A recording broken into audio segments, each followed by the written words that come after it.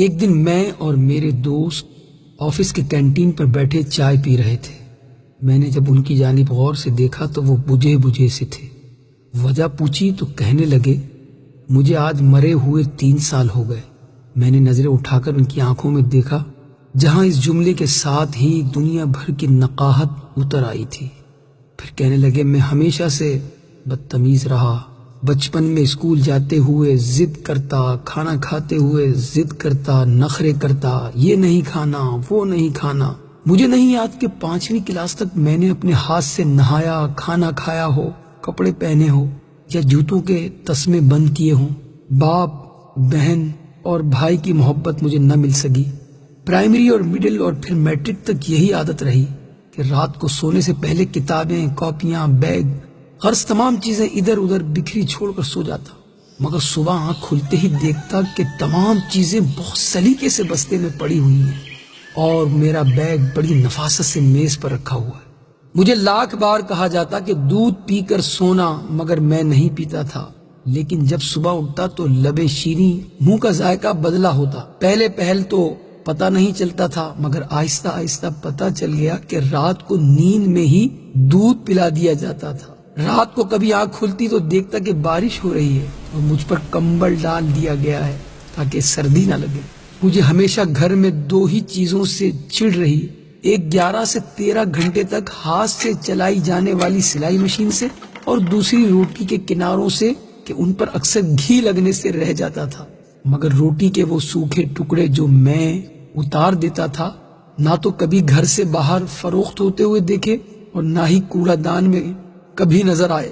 اور جب بھی مجھے پیسے چاہیے ہوتے تو میں اسی سلائی مشین کا رخ کرتا جس سے مجھے چڑ تھی۔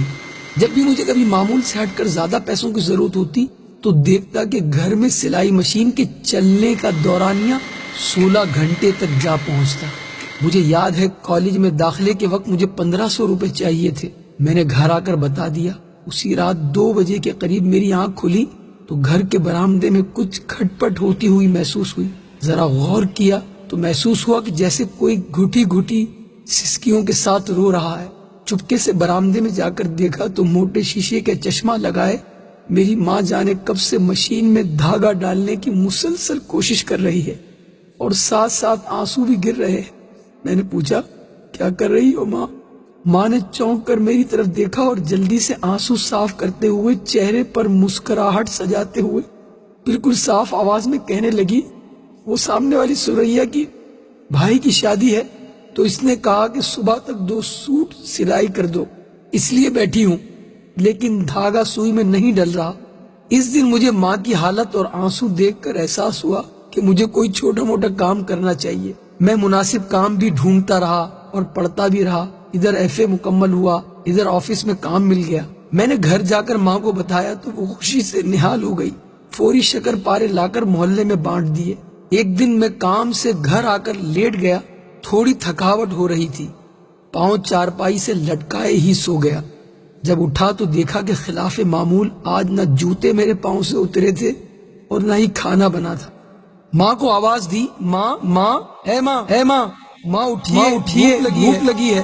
چیخ چیخ کر رویا، 1000 منتیں کی، مگر شاید ماں اب کے بار اٹھنے کے لیے نہیں سوئی تھی۔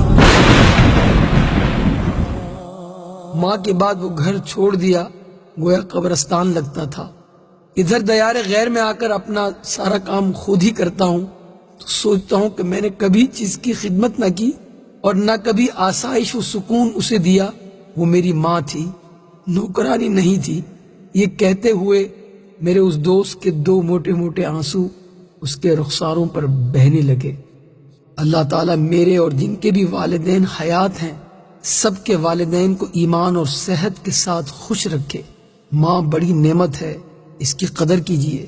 ماں بڑی نعمت ہے، اس کی خدمت کیجیے۔ ماں بڑی نعمت ہے، اس کا احساس کیجیے۔